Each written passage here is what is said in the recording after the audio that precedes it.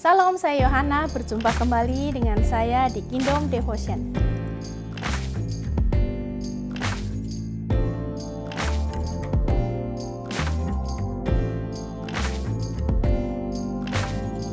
Ayat renungan kita pada saat ini saya ambil di dalam Mazmur 42 ayat 6. Saya akan beri judul Mengalahkan Kecemasan.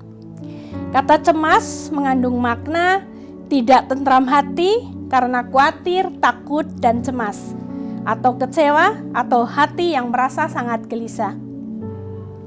Saudara, saya pernah mengalami rasa cemas yang berlebihan sampai mengganggu kesehatan saya karena saya tidak bisa tidur dengan baik selama hampir 3 atau sampai 4 tahun terakhir. Saya harus mengonsumsi suplemen tiap malam supaya saya bisa tidur, tapi pada kenyataannya itu tidak membantu dengan baik.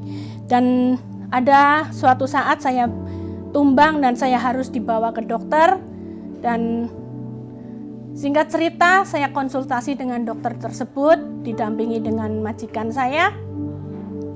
Dan saya harus melakukan terapi, dan sebelum dilakukan terapi, dan puji Tuhannya lagi, dokter tersebut adalah seorang anak Tuhan.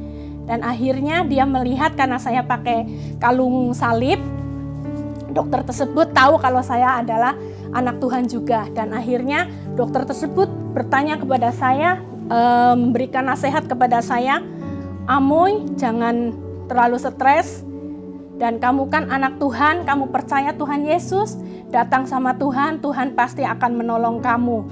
Dan berhentilah minum suplemen tersebut karena itu tidak baik buat kesehatanmu dan itu akan membuat kamu obesitas. Dan akhirnya pada tahun 2025 saya mengambil keputusan, saya mengambil komitmen untuk berhenti minum suplemen supaya saya dapat tidur, dan saya harus fokus sama Tuhan, dan saya hanya terus belajar untuk mengingat segala kebaikan-kebaikan yang Tuhan beri kepada saya. Haleluya. Saudara-saudara, dimanapun berada, tak bisa dipungkiri bahwa perasaan cemas merupakan salah satu persoalan serius dalam hidup. Karena semua orang pernah mengalaminya. Kita pun sebagai anak-anak Tuhan juga tidak pernah luput dari rasa cemas. Saya akan bacakan sekali lagi di dalam Mazmur 42 ayat yang ke-6. Mengapa engkau tertekan, hai jiwaku, dan gelisah di dalam diriku? Berharaplah kepada Allah, sebab aku akan bersyukur lagi kepadanya, penolongku dan Allahku.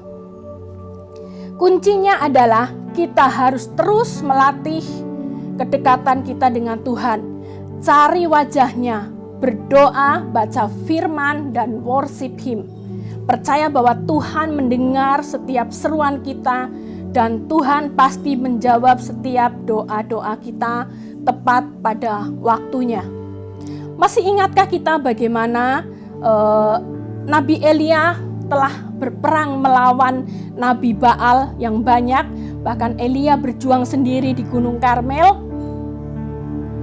Apa yang dibutuhkan Elia setelah menang berperang itu? Elia cuma butuh tidur dan makan. Dan akhirnya Allah pun memberi Elia makan dan waktu yang cukup untuk Elia supaya bisa beristirahat. Dan akhirnya Nabi Elia pun mendapat kekuatan yang baru, dan setelah itu Allah memberinya tugas yang baru. Ada kalanya kecemasan itu merupakan serangan dari si iblis, karena kita tahu iblis itu datang untuk mencuri dan membinasakan. Dia akan membuat kita terus-menerus terintimidasi dengan kegagalan dan dosa masa lalu kita, sehingga kita akan kehilangan damai sejahtera dan merasa terus dalam kehidupan yang cemas. Akhirnya kita tidak fokus dengan Allah, kita hanya fokus dengan setiap kegagalan-kegagalan kita. Berhati-hatilah karena kecemasan dan kekhawatiran sangat membahayakan dan dapat merusak kesehatan kita. Kekhawatiran dan kecemasan mungkin datang dalam hidup kita, tetapi kita memiliki janji-janji Tuhan yang memberikan penghiburan dan kekuatan. Karena Dia adalah penolongku dan Allahku. Hal yang paling tepat dilakukan adalah menyerahkan kekhawatiran kita kepada Tuhan, mengandalkan Dia, berdoa dengan ucapan syukur, memuji Tuhan, dan mengingat akan kasih-Nya yang sempurna. Kita dapat menemukan damai sejahtera. Sekali lagi, serahkan semua kecemasan dan kekhawatiran kita sama Tuhan, dan pakailah senjata Allah, yaitu firman Tuhan, untuk mengalahkannya. Saya akan tutup dengan ayat di dalam Efesus 6 ayat 10 sampai ke 11 begini. Akhirnya hendaklah kamu kuat di dalam Tuhan, di dalam kekuatan kuasa-Nya. Kenakanlah seluruh perlengkapan senjata Allah, supaya kamu dapat bertahan melawan tipu muslihat iblis. Marilah kita semua mengingat firman Tuhan dan membiarkannya menuntun kita melalui setiap situasi di dalam kehidupan kita. Mari tetap fokus sama Tuhan dan hilangkan kecemasan, karena dengan pertolongan Tuhan kita akan menang melawan kecemasan. Haleluya.